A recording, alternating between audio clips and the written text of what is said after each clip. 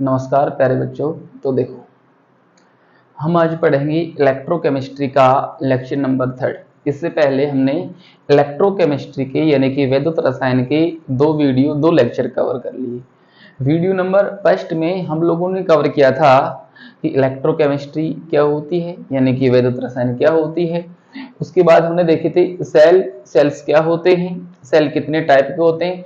हमने दो प्रकार के सेलों के बारे में पढ़ा। सबसे पहला था वैद्युत रासायनिक सेल और दूसरा सेल आपका था वैद्युत अपघटनीय सेल। वहां हमने लेक्चर नंबर फर्स्ट में हमने डैनियल सेल के बारे में बात की थी। एंड जो आपका लेक्चर नंबर 2 यानी कि जो वीडियो नंबर 2 था, सेकंड जो लेक्चर था वैद्युत रसायन का यानी कि इलेक्ट्रोकेमिस्ट्री का, उसमें आपने पढ़ा कि जो आपका लवण सेतु है, लवण सेतु क्या होता है, किसका बना हुआ होता है और उसके क्या क्या कार्य हैं, ये क्या क्या उपयोग में आता है। इसके बाद आज हम जो वैद्युत रसायन का लेक्चर नंबर 3 है, इसमें एक बहुत ही इंपॉर्टेंट टॉपिक के बारे में बात करेंगे। वो है किसी भी गैल्वेनिक सेल को कैसे प्रदर्शित किया जाता है, किसी भी गैल्वेनिक सेल को कैसे दर्शाया जाता है। इस टॉपिक को कंप्लीट करने के बाद हम पढ़ेंगे इलेक्ट्रोड पोटेंशियल यानी कि इलेक्ट्रोड विभव और उसके बाद सेल पोटेंशियल यानी कि सेल विभव। तो चलो बच्चों स्टार्ट करते हैं आज का टॉपिक, किसी भी गैल्वेनिक सेल को कैसे दर्शाया जाता है। समझिएगा, हेडिंग लगाइएगा बच्चों, गैल्वेनिक सेल को प्रदर्शित करना। गैल्वेनिक सेल को कैसे प्रदर्शित किया जाता है, गैल्वेनिक सेल को प्रदर्शित करना, गैल्वेनिक सेल को प्रदर्शित करना, इस टॉपिक के बारे में हम बात करेंगे। देखो यहां ये जो प्रदर्शित शब्द है, प्रदर्शित जो शब्द है, इसकी जगह यहां आप दर्शाना लिख सकते हैं कि किसी भी गैल्वेनिक सेल को किस प्रकार से दर्शाया जाता है।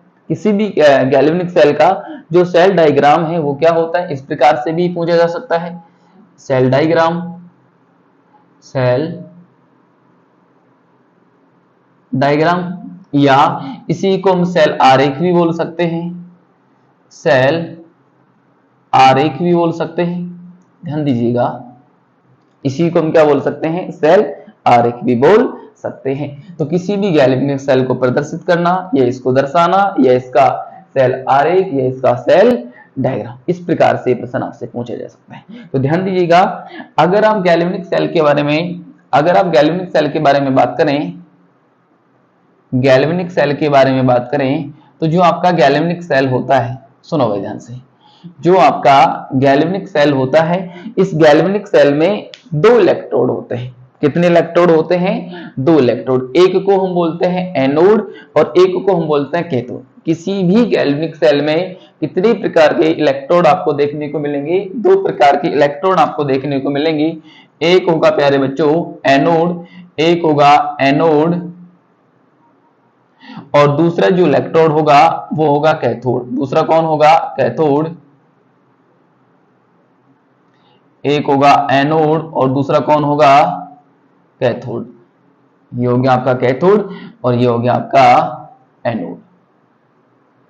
आपने एनोड और कैथोड के बारे में पहले ही बात कर ली थी कि एनोड वह इलेक्ट्रोड होता है जिस पर ऑक्सीडेशन यानी कि ऑक्सीकरण अभिक्रिया होती है, और कैथोड वह इलेक्ट्रोड होता है जिस पर कौन सी अभिक्रिया होती है, रिडक्शन यानी कि अपचयन अभिक्रिया होती है। सुनो ध्यान से, एनोड पर कौन सी अभिक्रिया होगी, एनोड पर ऑक्सीडेशन रिएक्शन होगी, ऑक्सीडेशन रिएक्शन होगी यानी कि ऑक्सीकरण अभिक्रिया होगी, यानी कि कौन सी अभिक्रिया होगी, ऑक्सीकरण अभिक्रिया होगी।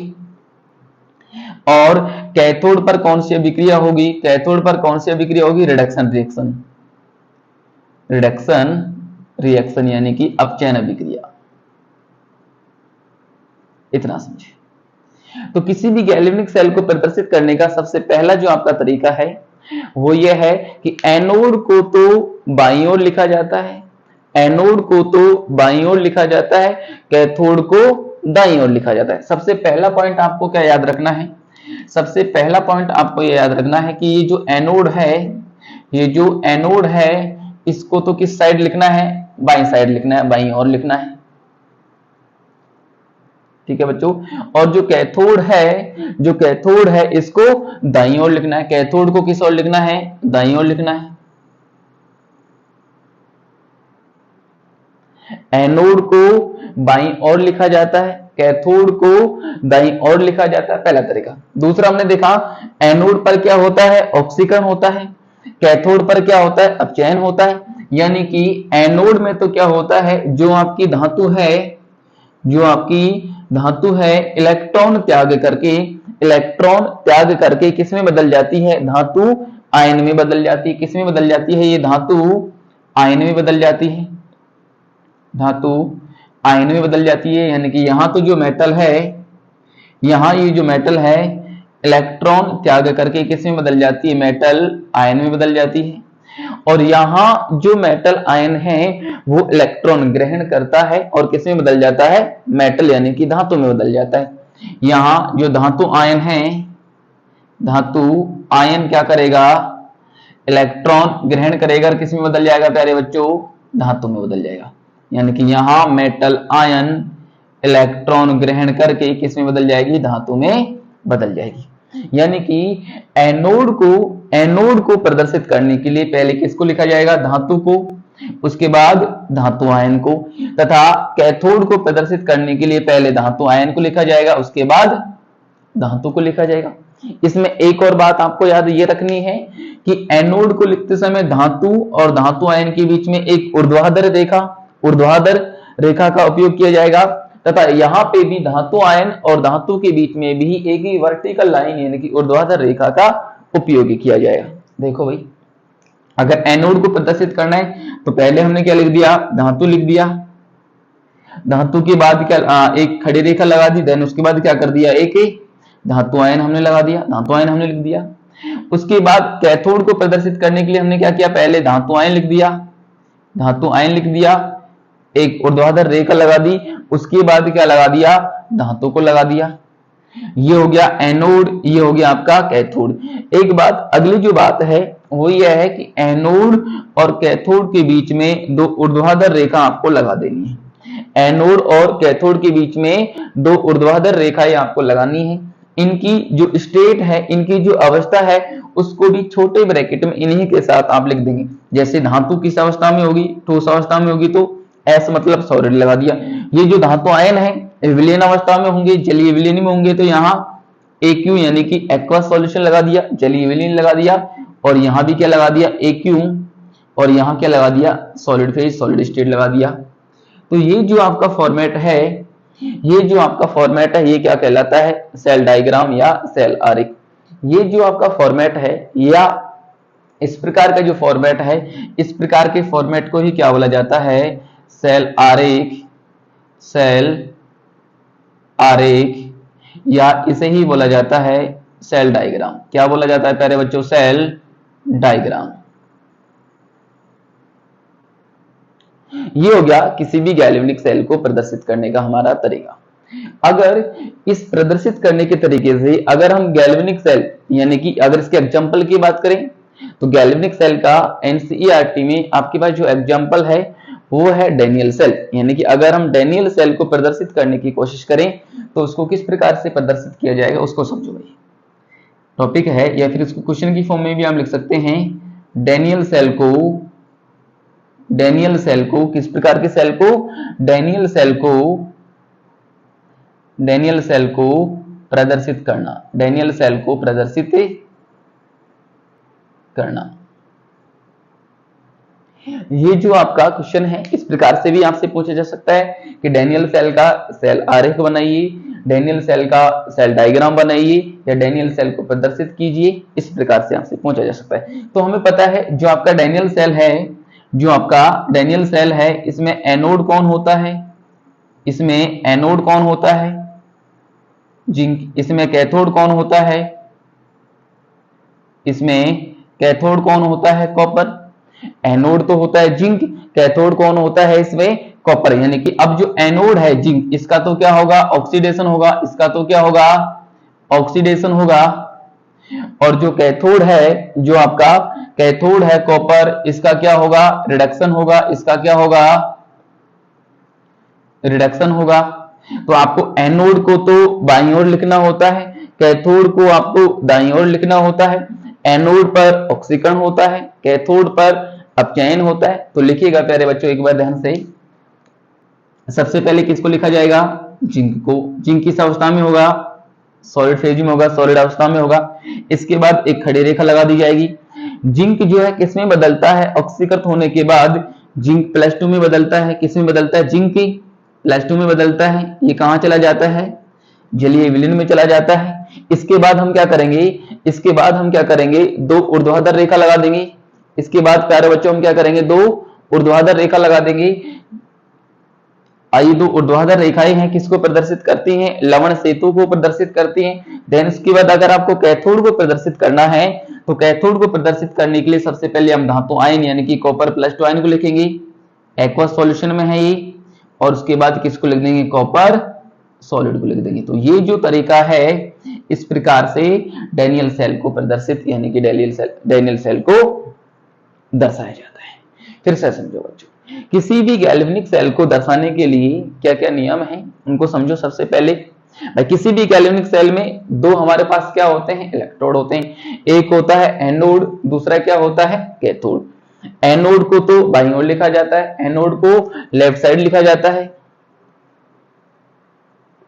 और कैथोड को राइट साइड लिखा जाता है। कैथोड को राइट साइड लिखा जाता है,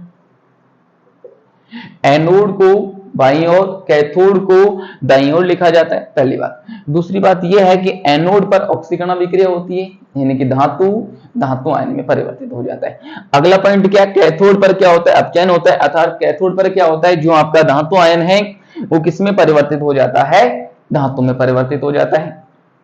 ये भी हमें याद रखना है कि धातु और धातु आयन के बीच में भी एक खड़ी रेखा लगानी, एक वर्टिकल लाइन लगानी है, तथा यहाँ पे भी धातु आयन और धातु के बीच में भी एक वर्टिकल लाइन लगानी है। यहाँ याद रखने योग्य बात यह है कि ये जो एक खड़ी रेखा है, ये जो खड़ी रेखा है, ये हमें क्या बताती है कि जो आपका इलेक्ट्रोड और जो आपका इलेक्ट्रोड के साथ जो आपका विद्युत अपकट्य का विलयन होता है, विद्युत अपकट्य का जो विलयन होता है वो एक दूसरे के क्या है? डायरेक्ट संपर्क में।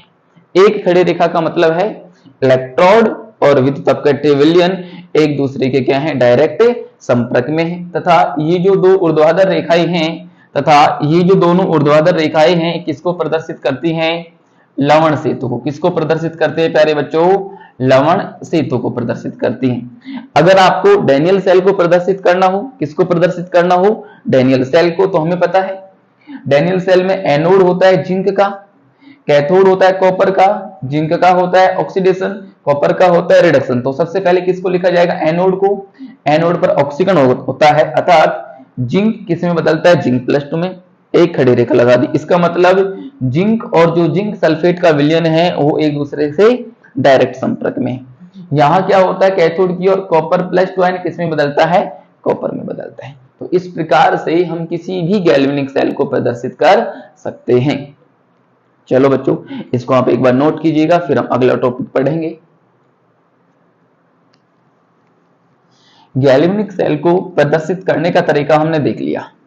अब इसके बाद जो आपका टॉपिक होगा वो होगा इलेक्ट्रोड विभव या इलेक्ट्रोड पोटेंशियल। कौन सा टॉपिक होगा बच्चों? इलेक्ट्रोड विभव या इलेक्ट्रोड पोटेंशियल। चलो इसके बारे में बात करते हैं। इलेक्ट्रोड विभव या जो आपका इलेक्ट्रोड पोटेंशियल है, ये क्या होता है? समझो बहुत ध्यान से, बहुत ही इंपॉर्टेंट टॉपिक है इलेक्ट्रोड विभव या इलेक्ट्रोड पोटेंशियल। इलेक्ट्रोड विभव या इलेक्ट्रोड पोटेंशियल। देखो ध्यान से, इलेक्ट्रोड विभव या इलेक्ट्रोड पोटेंशियल।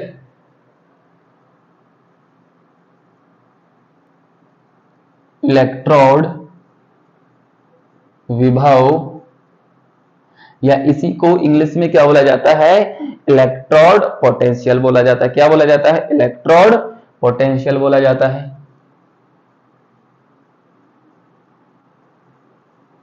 इलेक्ट्रोड पोटेंशियल बोला जाता है।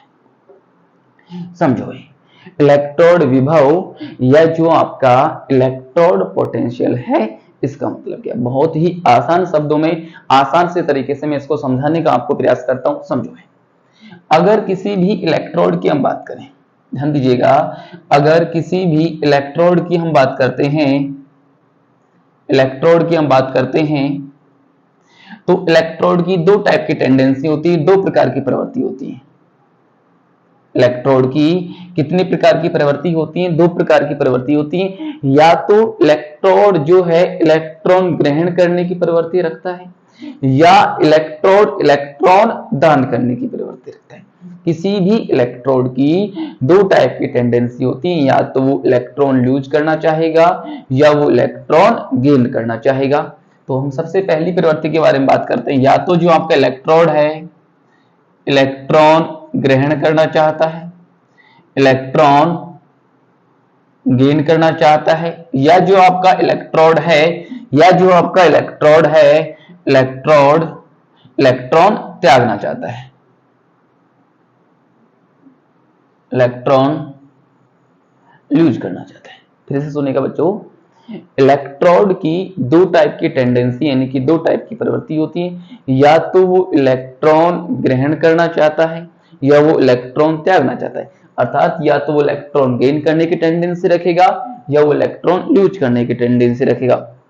तो सिंपल सी बात, किसी भी इलेक्ट्रोड की इलेक्ट्रॉन ग्रहण करने की प्रवृत्ति, किसी भी इलेक्ट्रोड की इलेक्ट्रॉन ग्रहण करने की प्रवृत्ति, या जो इलेक्ट्रॉन त्यागने की प्रवृत्ति है, उसे ही हम क्या बोल देते हैं? इलेक्ट्रोड विभव या इलेक्ट्रोड पोटेंशियल। क्या बोल देते हैं बच्चों? इलेक्ट्रोड विभव या इलेक्ट्रोड पोटेंशियल। बहुत ज्यादा सिंपल है। किसी भी इलेक्ट्रोड की दो प्रकार की प्रवृत्ति होती है, या तो वो इलेक्ट्रॉन ग्रहण करना चाहेगा या वो इलेक्ट्रॉन त्यागना चाहेगा। तो किसी भी इलेक्ट्रोड की इलेक्ट्रॉन ग्रहण करने की प्रवृत्ति या इलेक्ट्रॉन त्यागने की जो प्रवृत्ति है, उसे ही क्या बोला जाता है? इलेक्ट्रोड विभव या इलेक्ट्रोड पोटेंशियल। आगे समझो, अगर इलेक्ट्रोड विभव की बात करें, अगर हम इलेक्ट्रोड विभव की बात करें, तो एक अलग टाइप का और इलेक्ट्रोड विभव होता है, उसको बोलते हैं मानक इलेक्ट्रोड विभव। इसको क्या बोला जाएगा? मानक इलेक्ट्रोड विभव, मानक इलेक्ट्रोड विभव, standard electrode potential, standard electrode potential. ये भी कोई ज्यादा वो नहीं है, बिल्कुल सिंपल है। यानी कि जो इलेक्ट्रोड विभव है, इसको स्टैंडर्ड कंडीशन, मानक परिस्थितियों में ज्ञात किया जाता है। तो इस इलेक्ट्रोड विभव को ही क्या बोल दिया जाता है? मानक इलेक्ट्रोड विभव। फिर से समझो, आपका ये जो इलेक्ट्रोड विभव है, इसको अगर मानक परिस्थितियों में स्टैंडर्ड कंडीशंस पे अगर मेजर किया जाएगा, इसका मापन स्टैंडर्ड कंडीशन पे किया जाएगा, तो उसी इलेक्ट्रोड विभव को हम क्या बोल देंगे? मानक इलेक्ट्रोड विभव। अब जो स्टैंडर्ड कंडीशन है, जो मानक परिस्थितियां हैं, वो क्या क्या है? टेम्परेचर की वैल्यू यानी कि तापमान का जो वैल्यू है, तापमान का जो मान है, वो होना चाहिए 298 केल्विन। कितना होना चाहिए? 298 केल्विन। दाब जो है वो होना चाहिए 1 एटीएम या एक बार। कितना होना चाहिए? 1 एटीएम या एक बार। और जो आपकी सांद्रता है, विद्युत अपघट्य विलयन की जो सांद्रता है, वो कितनी होनी चाहिए? 1 मोलर। कितनी होनी चाहिए? 1 मोलर सांद्रता, 1 मोलर। अगर इन परिस्थितियों में, इन कंडीशंस पर किसी इलेक्ट्रोड का इलेक्ट्रोड विभव ज्ञात किया जाता है, तो उसको क्या बोला जाता है? मानक इलेक्ट्रोड विभव। उसको क्या बोल दिया जाता है? मानक इलेक्ट्रोड विभव। फिर से समझो भाई, ध्यान दीजिएगा, इलेक्ट्रोड विभव का मतलब है, इसको समझने के लिए हमने माना किसी भी इलेक्ट्रोड की दो टाइप की टेंडेंसी होती है, या तो वो इलेक्ट्रॉन ग्रहण कर सकता है या वो इलेक्ट्रॉन त्याग सकता है। तो किसी भी इलेक्ट्रोड की इलेक्ट्रॉन ग्रहण करने की प्रवृत्ति या इलेक्ट्रॉन त्यागने की प्रवृत्ति क्या होती है? आपकी इलेक्ट्रोड पोटेंशियल यानी कि इलेक्ट्रोड विभव। एक और इलेक्ट्रोड विभव है, उसे हम क्या बोलते हैं? मानक इलेक्ट्रोड विभव। यानी कि जो इलेक्ट्रोड विभव का हम मापन करते हैं, उसे अगर इन परिस्थितियों में इन परिस्थितियों में मापा जाए, इन परिस्थितियों को क्या बोला जाता है, मानक परिस्थिति। तो इस इलेक्ट्रोड विभव को ही क्या बोला जाएगा, मानक इलेक्ट्रोड विभव। इसके बाद मान के चलते हैं कि आपको इलेक्ट्रोड विभव समझ में आ गया होगा। इसको समझने का हमारे पास एक और तरीका है, इसको समझने का हमारे पास एक और तरीका है, चलो उस पर भी हम बात करते हैं कि इलेक्ट्रोड विभव को दूसरे तरीके से किस प्रकार से समझा जा सकता है। इलेक्ट्रोड विभव को दूसरे तरीके से किस प्रकार से समझा जा सकता है उसकी बात करते हैं। मान लीजिएगा प्यारे बच्चों, मान लीजिएगा आपने एक विद्युत अपघट्य का विलयन लिया, एक विद्युत अपघट्य का विलयन लिया और इसमें एक इलेक्ट्रोड लगा दिया।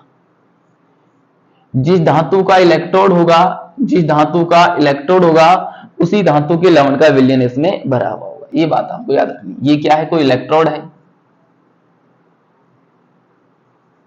और इसमें विद्युत अपघट्य पदार्थ बना है। एक और दूसरा तरीका हमने लिया, इसमें कोई विद्युत अपघट्य पदार्थ हमने भरा, इसमें कोई विद्युत अपघट्य पदार्थ हमने भरा और इसमें एक दूसरा इलेक्ट्रोड हमने कोई लगा दिया। ये क्या है, आपका कोई इलेक्ट्रोड है।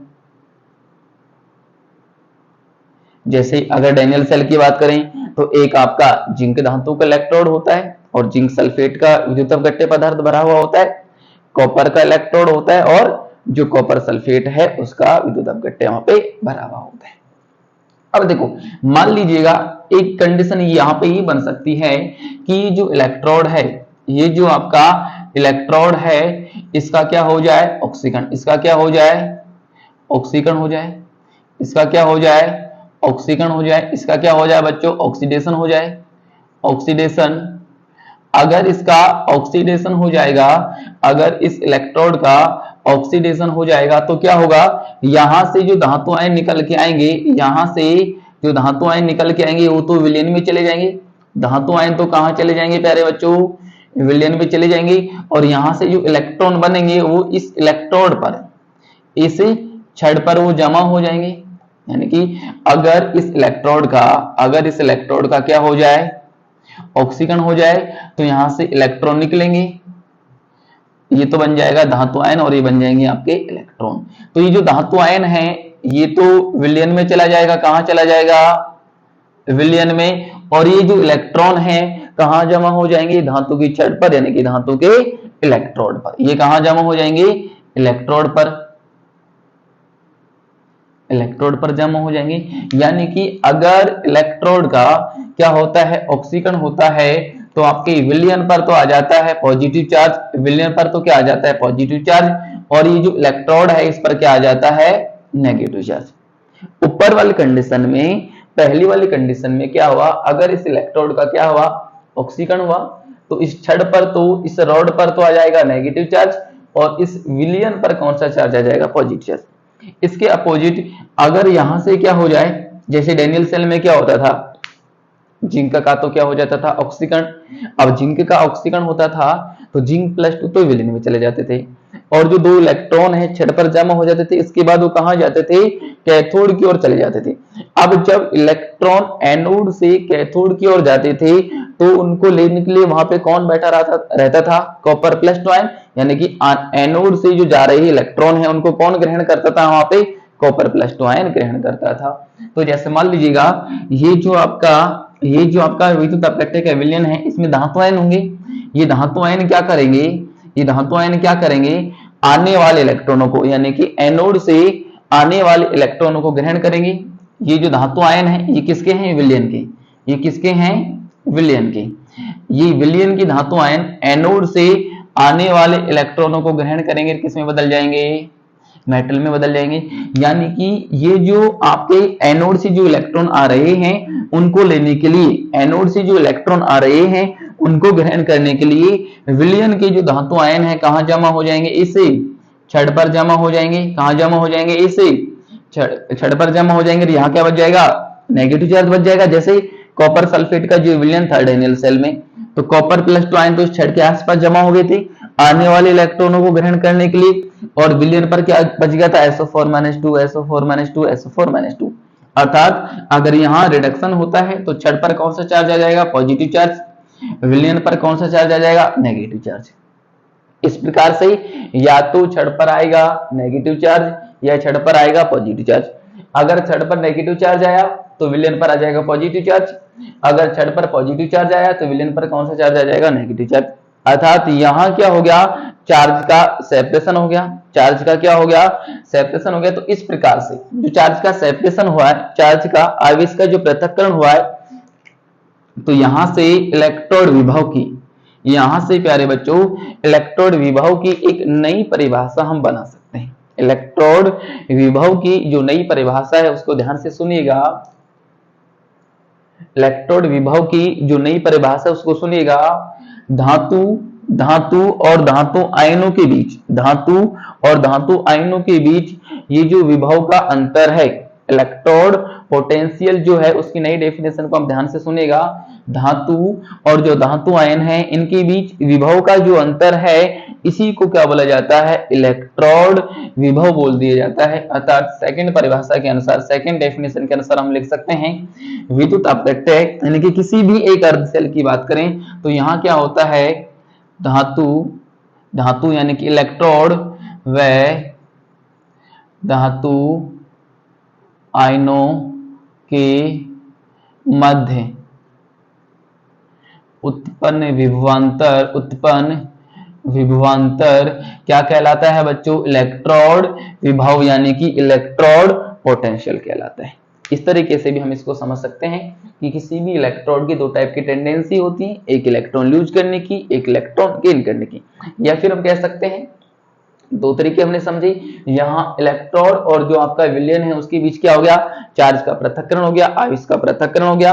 तो यहाँ अगर जहां पे भी चार्ज का सेपरेशन होता है वहां कुछ पोटेंशियल डिफरेंस जनरेट होता है, कुछ विभवांतर जनरेट होता है, विभवांतर उत्पन्न होता है, उसी को क्या बोल दिया जाता है, इलेक्ट्रोड विभव या इलेक्ट्रोड पोटेंशियल। तो इसकी दूसरी परिभाषा हमने कैसे बनाई, धातु और धातु आयनों के मध्य उत्पन्न विभवांतर क्या कहलाता है, इलेक्ट्रोड विभव कहलाता है। सेम क्या हो जाएगा आपका जो हमने पढ़ा मानक इलेक्ट्रोड विभव। मानक इलेक्ट्रोड विभव का मतलब यदि इलेक्ट्रोड विभव को मानक परिस्थितियों में मापा जाता है, मानक परिस्थितियों में ज्ञात किया जाता है, तो उसे क्या बोल दिया जाता है प्यारे बच्चों, मानक इलेक्ट्रोड विभव। क्या बोला जाता है, मानक इलेक्ट्रोड विभव। चलो मैं आशा करता हूं कि आपको इलेक्ट्रोड विभव है जो बहुत अच्छी तरीके से समझ में आ गया होगा। तो इलेक्ट्रोड विभव को हमने कंप्लीट कर लिया है, इलेक्ट्रोड विभव को हमने कंप्लीट कर लिया है। इलेक्ट्रोड विभव को कंप्लीट करने के बाद हम इसके पढ़ते हैं प्रकार कि जो आपका इलेक्ट्रोड विभव है, जो आपका इलेक्ट्रोड विभव है वो कितने प्रकार का होता है और कौन कौन सा होता है। तो हेडिंग डालिएगा प्यारे बच्चों, इलेक्ट्रोड विभव के प्रकार, इलेक्ट्रोड विभव के प्रकार, इलेक्ट्रोड विभव के प्रकार, इलेक्ट्रोड विभव के प्रकार। समझो भाई, आपका ये जो इलेक्ट्रोड विभव है प्यारे बच्चों दो प्रकार का होता है। ध्यान दीजिएगा, एक बार में पूरा बहुत तरीके से समझाता हूं, बस ध्यान देते रहिएगा बहुत सावधानी से। इलेक्ट्रोड विभव दो प्रकार का होता है, पहला है ऑक्सीकरण विभव, दूसरा है अपचयन विभव। पहला कौन सा है, पहला जो आपका इलेक्ट्रोड पोटेंशियल है, पहला जो आपका इलेक्ट्रोड पोटेंशियल है वो है आपका ऑक्सीकरण विभव। पहला कौन सा है, ऑक्सीकरण विभव। पहला कौन सा है, ऑक्सीकरण विभव, ऑक्सीकरण विभव। और दूसरा है बच्चों अपचयन विभव। दूसरा कौन सा है, अपचयन विभव। दूसरा है आपका अपचयन विभव, अपचयन विभव। सुनो भाई, इलेक्ट्रोड विभव कितने प्रकार का हुआ, दो प्रकार का हुआ। एक है आपका ऑक्सीडेशन पोटेंशियल, एक है आपका ऑक्सीडेशन पोटेंशियल और एक है आपका रिडक्शन पोटेंशियल। एक क्या है आपका ऑक्सीडेशन पोटेंशियल और दूसरा क्या है बच्चों, रिडक्शन पोटेंशियल। अगर हम ऑक्सीकरण विभव की बात करें तो जैसे मान लो कोई इलेक्ट्रोड है, अगर इसका ऑक्सीकरण होगा तो यहां से इलेक्ट्रॉन त्यागेगा, क्या करेगा, इलेक्ट्रॉन त्यागेगा और उस पर प्लस चार्ज आ जाएगा और इलेक्ट्रॉन ये आपके बाहर निकले। अगर अपचयन होगा तो जो धातु आयन है इलेक्ट्रॉन ग्रहण करेगा और किस में बदल जाएगा, धातु में बदल जाएगा। यानी कि अपचयन में जो आपका मेटल आयन है, धातु आयन है, वो क्या करेगा, बोलो भाई क्या करेगा, इलेक्ट्रॉन ग्रहण करेगा और किस में बदल जाएगा, धातु में बदल जाएगा। सुनो फिर से, इलेक्ट्रोड विभव, इलेक्ट्रोड पोटेंशियल कितने टाइप का होता है? 2 टाइप का होता है, ऑक्सीकरण विभव यानी कि ऑक्सीडेशन पोटेंशियल, और सेकंड वन क्या है आपका? अपचयन विभव यानी कि रिडक्शन पोटेंशियल। ऑक्सीकरण में क्या होता है? धातु धातु आयन में बदलती है। अपचयन में क्या होता है? धातु आयन, जो विलयन का धातु आयन है, एनोड से आने वाले इलेक्ट्रॉनों को ग्रहण करता है और किस में बदल जाता है? वो धातु में बदल जाता है। अब समझिएगा, अगर हम ऑक्सीकरण विभव की बात करें, अगर हम ऑक्सीकरण विभव की बात करें तो पहले तो इसको दर्शाने का तरीका हम समझ लेते हैं। इसको दर्शाने का तरीका हम समझ लेते हैं। इससे भी पहले एक मोस्ट इंपॉर्टेंट थिंग ये है कि जो आपका इलेक्ट्रोड विभव है इसको कैपिटल ई से दर्शाया जाता है। इलेक्ट्रोड विभव को किससे दर्शाया जाता है प्यारे बच्चों? कैपिटल ई से। इसको ध्यान में रखना। इलेक्ट्रोड विभव को किससे दर्शाया जाता है? कैपिटल ई से दर्शाया जाता है। अब अगर ऑक्सीकरण विभव को दर्शाने का तरीका हम समझें या अपचयन विभव को दर्शाने का हम तरीका समझें तो समझो भाई ध्यान से। ऑक्सीकरण विभव में जो आपका मेटल है वो किसमें चेंज होता है? मेटल आयन में। ऑक्सीकरण में क्या होता है? मेटल किसमें चेंज होता है? मेटल आयन में। यानी कि ऑक्सीकरण विभव को दर्शाने के लिए ई एम से क्या बन रहा है? एम एन प्लस बन रहा है। एक तो दर्शाने का तरीका ये हो गया। दूसरा, ऑक्सीकरण विभव को हम लिख सकते हैं ई ओपी, ई ऑक्सीडेशन पोटेंशियल, या इसको हम लिख सकते हैं ई ओ एक्स ऑक्सीडेशन पोटेंशियल। तीनों तरीके में से कोई सा एक तरीका हम यूज कर सकते हैं ऑक्सीकरण विभव को दर्शाने के लिए। इसी प्रकार से जो आपका अपचयन विभव है इसको दर्शाने के लिए हम क्या कर सकते हैं? ई धातु आयन किस में बदल रहा है? धातु में बदल रहा है, अर्थात ई एम एन प्लस से क्या बन रहा है? एम। तो ऐसे दर्शा सकते हैं, या फिर इसको E R P E reduction potential से दर्शा सकते हैं, या प्यारे बच्चों जो आपका अपचयन विभव है उसको किससे दर्शा सकते हैं? E R E D E reduction यानी कि अपचयन विभव। इस प्रकार से हम ऑक्सीकरण विभव और अपचयन विभव को दर्शा सकते हैं। अगर यही आपके क्या हो मानक ऑक्सीकरण विभव या मानक अपचयन विभव होते हैं तो कंडीशन वही है। अगर ऑक्सीकरण विभव को मानक परिस्थितियों में ज्ञात किया जाएगा तो मानक ऑक्सीकरण, अपचयन विभव है इसको अगर मानक परिस्थितियों में ज्ञात किया जाएगा, और मानक परिस्थितियां कौन कौन सी होती हैं? टेम्परेचर की वैल्यू 298 केल्विन, प्रेशर आपका 1 एटीएम या 1 बार, और जो आपकी कंसंट्रेशन है वो कितनी होनी चाहिए? 1 मोलर होनी चाहिए। तो अगर मानक कंडीशंस की बात होती है तो इसी को क्या लिख दिया जाएगा? E naught E naught E naught, यहां क्या लगा दिया जाएगा? सिंपल नॉट लगा दिया जाएगा। यानी कि इलेक्ट्रोड विभव को तो ई से और मानक इलेक्ट्रोड विभव को ई नॉट से दर्शाया जाता है। ये तो हो गया दर्शाने का तरीका। अब हम ये समझ लेते हैं कि जो ऑक्सीकरण विभव यानी या फिर मानक ऑक्सीकरण विभव, दूसरा है आपका अपचयन विभव या मानक अपचयन विभव का मतलब क्या है? समझो भाई।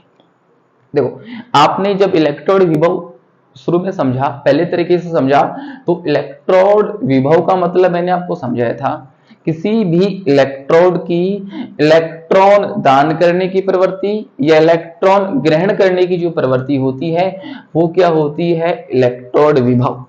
अब इलेक्ट्रोड विभव 2 टाइप का है, एक है आपका ऑक्सीकरण विभव और सेकंड क्या है? आपका अपचयन विभव। एक है आपका ऑक्सीकरण विभव और दूसरा क्या है? आपका अपचयन विभव। समझते हैं भाई। ऑक्सीकरण विभव का तो सिंपल सा मतलब है किसी भी इलेक्ट्रोड की इलेक्ट्रॉन दान करने की प्रवृत्ति, किसी भी इलेक्ट्रोड की इलेक्ट्रॉन दान करने की प्रवृत्ति, इलेक्ट्रॉन दान करने की प्रवृत्ति, इलेक्ट्रॉन दान करने की प्रवृत्ति तो क्या होती है प्यारे बच्चों? ऑक्सीकरण विभव होती है।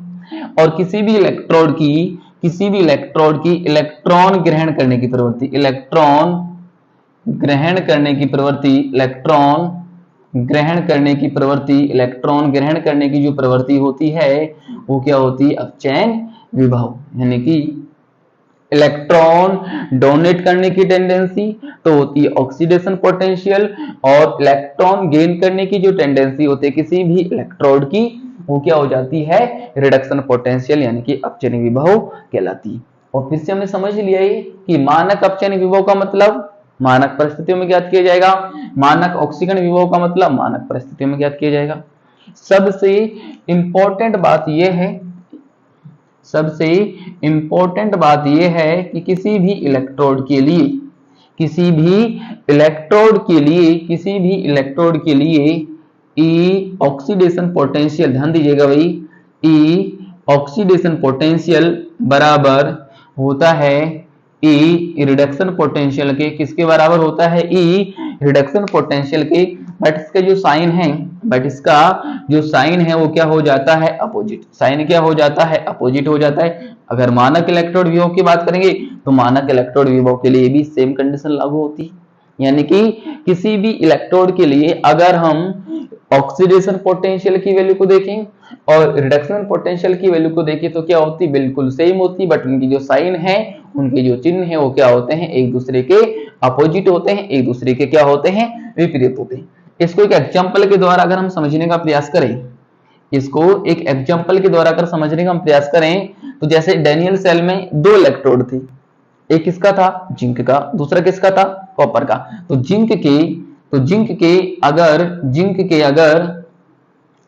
जिंक के अगर ऑक्सीडेशन पोटेंशियल की बात करें तो ये होता है प्लस 0.76 वोल्ट। जिंक का जो मानक ऑक्सीकरण विभव है वो कितना होता है? प्लस का 0.76 वोल्ट। अगर जिंक के रिडक्शन पोटेंशियल की बात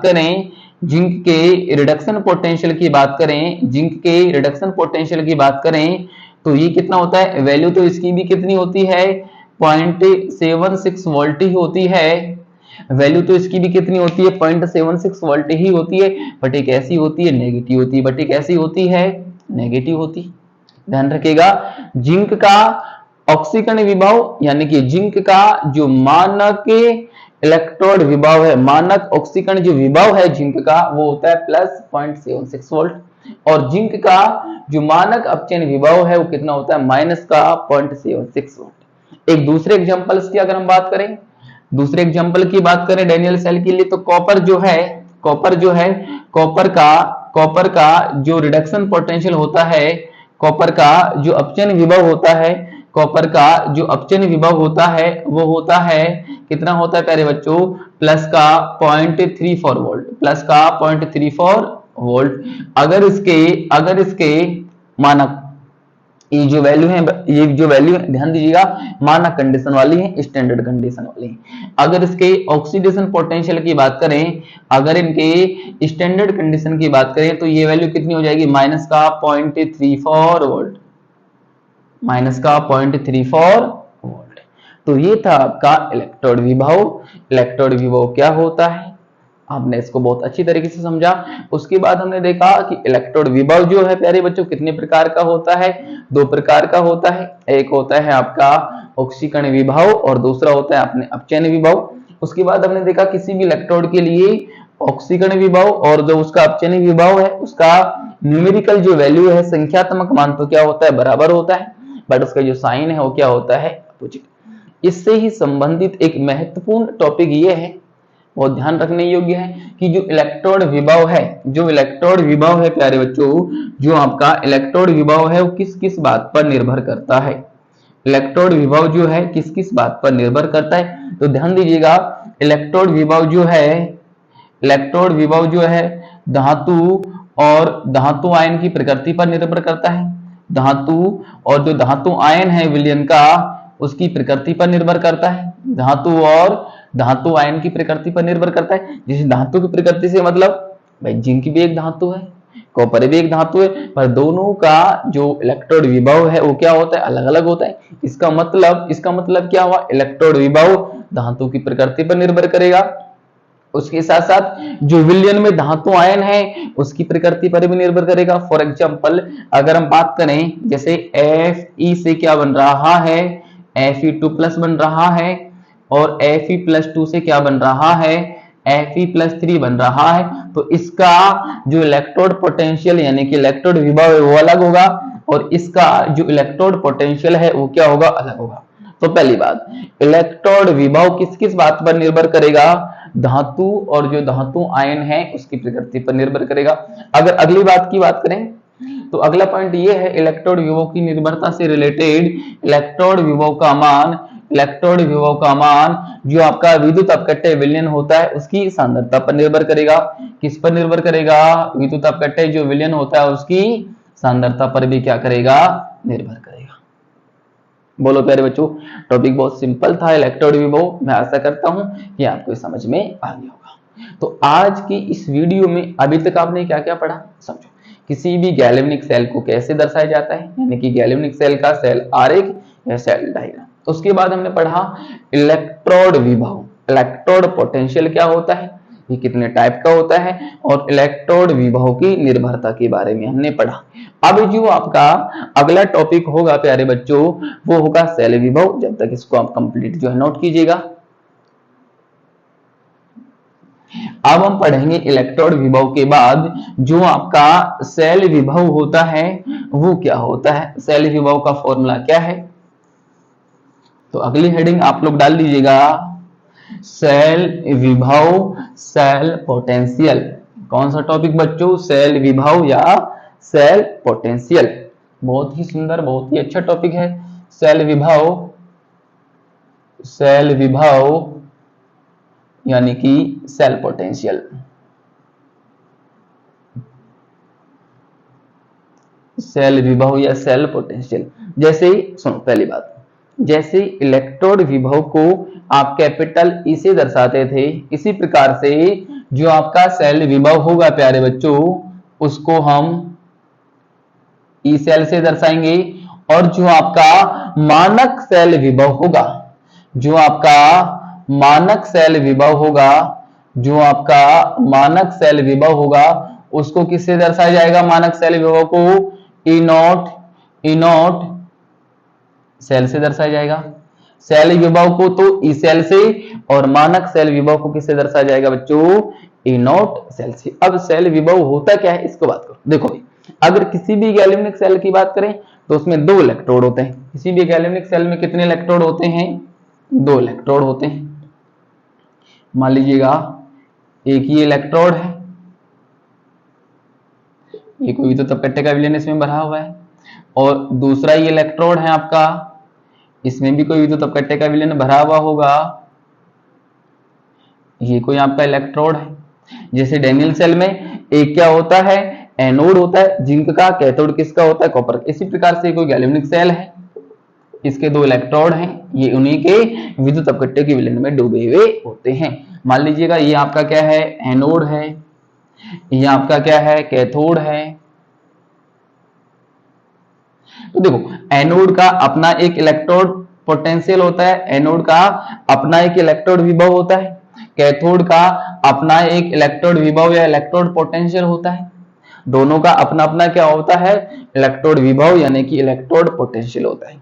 अब गैल्वेनिक सेल में एनोड और कैथोड के जो इलेक्ट्रोड विभव हैं, गैल्वेनिक सेल में एनोड और कैथोड के जो इलेक्ट्रोड विभव हैं, इन इलेक्ट्रोड विभव का जो अंतर है वही क्या होता है? आपका सेल विभव होता है। पर सबसे खास बात सुनो भाई, टॉपिक को रोके एक खास बात सुनेगा। मान लो मैं सिंपल आपसे बोल के चलता हूं इलेक्ट्रोड विभव, क्या बोल के चलता हूं? इलेक्ट्रोड विभव, इलेक्ट्रोड पोटेंशियल।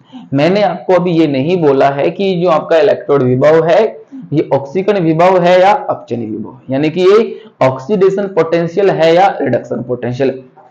केवल आपको क्या बोला है मैंने? इलेक्ट्रोड विभव। तो जहां पे भी इलेक्ट्रोड विभव आप सुने उस इलेक्ट्रोड विभव को क्या माना जाएगा? इस इलेक्ट्रोड विभव को आप क्या मानोगे? अपचयन विभव। क्या मानोगे? अपचयन विभव। क्या मानोगे? अपचयन विभव या रिडक्शन पोटेंशियल। क्या मानोगे प्यारे बच्चों? Reduction potential. क्या मानोगे? रिडक्शन पोटेंशियल मानोगे। इलेक्ट्रोड विभव अगर आपको दिया हुआ है इसका मतलब वो क्या है? आपका अपचयन विभव है, ना कि ऑक्सीकरण विभव। बात को समझो। अब यहां पे दोबारा आ जाइएगा, 2 इलेक्ट्रोड हैं किसी भी गैल्वेनिक सेल के, दोनों का अपना अपना एक इलेक्ट्रोड विभव यानी कि इलेक्ट्रोड पोटेंशियल होता है। तो गैल्वेनिक सेल में दोनों इलेक्ट्रोडों का जो इलेक्ट्रोड विभव है, उन इलेक्ट्रोडों के इलेक्ट्रोड विभव हैं, उनका जो अंतर होता है वही क्या होता है? सेल विभव यानी कि सेल का विभव। तो इसकी परिभाषा हम लिख सकते हैं, गैल्वेनिक सेल में दोनों इलेक्ट्रोडों के इलेक्ट्रोड विभव का अंतर सेल विभव कहलाता है। गैल्वेनिक सेल में गैल्वेनिक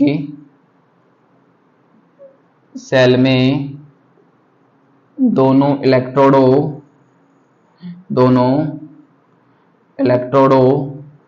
के इलेक्ट्रोड विभवों का अंतर, दोनों इलेक्ट्रोड विभवों का अंतर क्या कहलाता है? सेल विभव। क्या कहलाता है बच्चों? सेल विभव। क्या कहलाता है? सेल विभव, ई सेल कहलाता है। अगर इस ई सेल को आप मानक परिस्थितियों में ज्ञात करते हैं, इस ई सेल को आप किस में ज्ञात करते हैं? मानक परिस्थिति, यानी कि टेम्परेचर वही आपका क्या होना चाहिए? 298 केल्विन, प्रेशर आपका 180 m या 1 बार at the concentration of the electrolyte solution is 1 molar होनी चाहिए। तो आपका सेल विभव ही क्या हो जाएगा? आपका मानक सेल विभव हो जाएगा। अगर मानक सेल विभव जो है, या जो आपका सेल विभव है, उसके अगर फॉर्मूले की बात करें, तो ये क्या हो जाएगा? ई सेल बराबर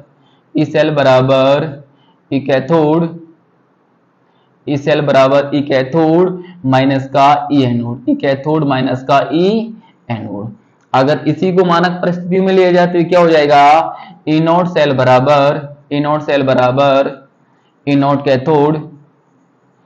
ई नोट कैथोड माइनस का ई नोट एनोड। बोलो भाई, समझ में आती है कि बात? गैल्वेनिक सेल के दोनों इलेक्ट्रोड विभव का जो अंतर है वो सेल विभव कहलाएगा। अगर सेल विभव को आप स्टैंडर्ड कंडीशन पर ज्ञात करते हैं, मेजर करते हैं, तो उसी को क्या बोल दिया जाएगा? मानक सेल विभव। सेल विभव का जो फॉर्मूला है वो क्या होता है? ई सेल बराबर ई कैथोड माइनस ई एनोड। ध्यान दीजिएगा मेरी बात पे, मैं क्या बोलना चाह रहा हूं। अब ये ई कैथोड है, कैथोड का अपचयन विभव। सुनो ध्यान से, ई कैथोड का मतलब क्या हो जाएगा? कैथोड का रिडक्शन पोटेंशियल, यानी कि कैथोड का अपचयन विभव। और ये भी क्या है? ई एनोड का मतलब है एनोड का अपचयन विभव, ना कि ऑक्सीकरण विभव। ध्यान रखिएगा, ये भी क्या है? ई एनोड का मतलब है एनोड का रिडक्शन पोटेंशियल। फॉर एग्जाम्पल, अगर मैं आपको समझाना चाहूं डैनियल सेल का एग्जाम्पल लेके, तो उसकी वैल्यू हमें याद है। तो डैनियल सेल का अगर आप सेल विभव ज्ञात करना चाहते हैं तो हमें पता होता है डैनियल सेल के लिए उसका जो अपचयन विभव है, भाई कैथोड क्या होता है? कॉपर। तो कॉपर का जो अपचयन विभव है वो कितना होता है? 0.34 वोल्ट माइनस एनोड जो है, यानी कि जिंक का जो अपचयन विभव है वो कितना होता है? माइनस का 0.76 वोल्ट। अगर इसको हम कैलकुलेट करें तो ये कितना हो जाएगा? 0.34, ये माइनस माइनस प्लस 0.76 वोल्ट, कितना हो जाएगा? 1.10 वोल्ट। तो डैनियल सेल का जो सेल विभव है वो कितना होता है प्यारे बच्चों? 1.10 वोल्ट होता है। सुनो भाई, फिर से आज जो हमने पढ़ा उसको मैं पूरा रिवाइज आपको करवा देता हूं। सबसे पहले आज हमने जो पढ़ा वो था किसी भी गैल्वेनिक सेल को कैसे दर्शाया जाता है। उसके बाद हमने पढ़ा प्यारे बच्चों इलेक्ट्रोड विभव, यानी कि इलेक्ट्रोड विभव क्या होता है, इलेक्ट्रोड पोटेंशियल क्या होता है, ये कितने टाइप का होता है? 2 टाइप का होता है, ऑक्सीकरण विभव और एक अपचयन विभव। उसके बाद हमने पढ़ा सेल विभव क्या होता है। आशा करता हूं कि ये आपको बहुत अच्छी तरीके से, बहुत ही सरल तरीके से समझ में आया होगा। अगर ये आपको वीडियो अच्छा लगा तो इसे प्लीज आप लाइक, शेयर एंड सब्सक्राइब करें। आपको बहुत बहुत धन्यवाद इस वीडियो को देखने के लिए।